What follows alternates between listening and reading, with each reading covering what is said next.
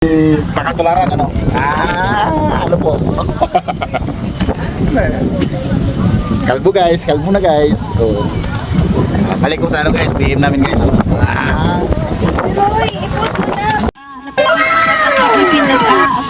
Kaya naman hindi niya pinagkakawalan. Kung makikita ko lamang siya ay ako sisigawan. Tao ko, subukan niyo naman kung ngayon. At pagkamatan na at pagkakataw ninyo ang tunay na kalagayan ko.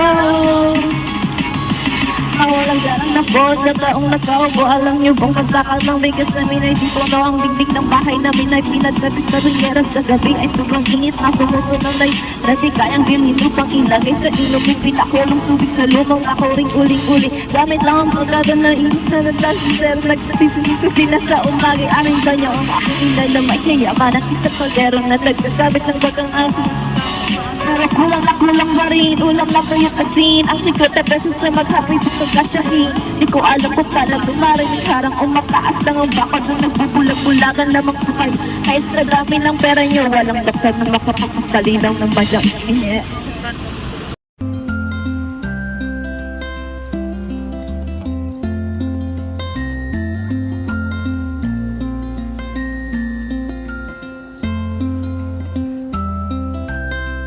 Ganon kami ano pag gano'n.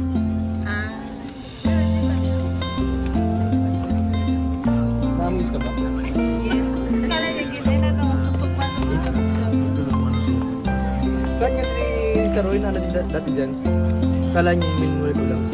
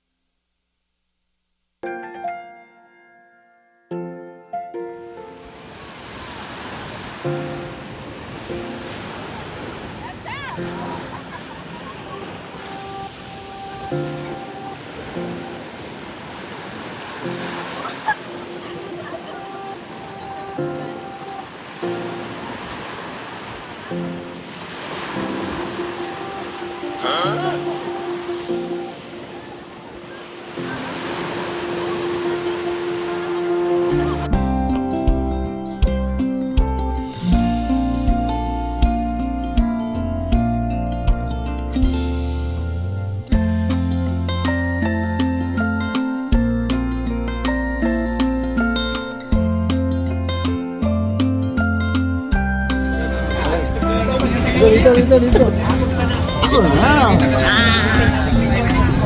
Tagay boy! Bigyan picture. Yan. Ano masasabi mo sa rides natin?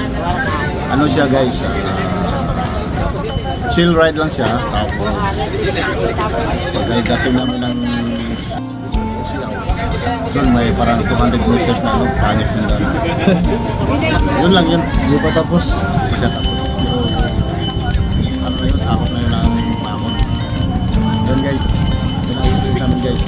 Tapos guys, tatlong beses ako na overshoot guys. Oo, nakita ko yun. Overshoot. Tatlo guys. Tatlong beses. Oo. Oh. Ayan. Overshoot din guys. Silingan ko si Sir Mike. Kaya ganun din si Sir Mike. Pareho kami. Gumaya din, gumaya. Lumagpas kami doon sa, alam niyo yung ano guys, yung, alam niyo yung sa yellow lane. sa gitna, bababa Grabe tayo naman siya. magana. Yun, lumampas na ako nun. Buti na lang, hindi busy yung daan. So, hindi siya, wala tayong kasalubong. Kung may kasalubong, Sa kalsada kasi, paktay, hindi na pakboy, paktay. sa kalsada kasi dapat i-anticipate mo rin yung riding public. Hindi lang yung pabang... Normal lang yung takbo namin kanina, kaso nga lang talagang very technical yung mga curves. namin yung takbo, guys. Yung mga curves ng Bacon Manito Sorsogon na na bagong kalsada na sinabi namin kanina. Sobrang technical. So, yun. Ako din muntik na rin pero nadaan sa talent. Oo, nadaan sa talent. Kaso nga lang nag-chop yung gulong ko. O yun. Pansin ko yun, medyo natawa ko eh. Nag-chop yun. So hindi nagkaroon ng ng Napansin ko kasi sir, nagulat ka eh. Pagkakaroon, contact. Hindi nagkaroon ng contact. Nag-chop. So palitin na siguro yung gulong na yan. Kasi walang friction sa walang kapit. sa mga lubak-lubak. So yun. So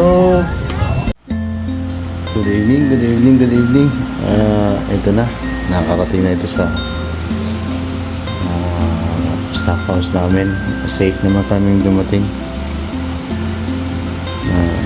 Medyo pagod sa biyahe. Ginabi na rin. So, yun.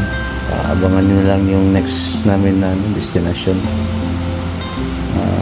Pasalamat kami sa suporta din sa grupo namin. Kahit low budget pero tuloy pa din. Nakakapagod, inabot kami ng ulan pag alis namin doon sa Dangkalan. Naulan na, basang-basa na rin kami. So, hindi na kami sumama doon sa swimming nila kasi ibang grupo naman yun. So ito pa lang yung accommodation namin. Yan. Simple lang. So baka by next week, di namin alam kung mapagplanuhan namin. Depende na kung anong plano ng grupo. Either Donsol or Skyline Mayon. So yun guys, keep watching na lang and support my page. Pipilitin namin na lahat ng kasulok-sulukan dito sa Sorsogon, ipapakita namin sa inyo kung gaano kaganda ang Sorsogon. Kung while nandito tayo sa Sorsogon na assign ngayon sa trabaho, so dadalhin ko kayo sa mga lugar, kasama nyo ako, ipapakita ko sa inyo. Yun lang siguro, keep on watching lang and pakifollow na lang sa page. Don't forget to like, don't forget to subscribe. Yun lang. And then ano pa ba? Okay lang siguro, update na lang kayo. I-update ko lang kayo. So yun pa rin yung grupo na yan. So sana madagdagan. Okay, naantok na. Sana madagdagan ng grupo, madagdagan yung mas masaya kasi pag mas marami.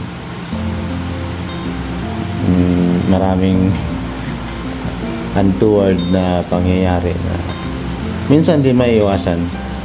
So ganun naman yun guys. Siguro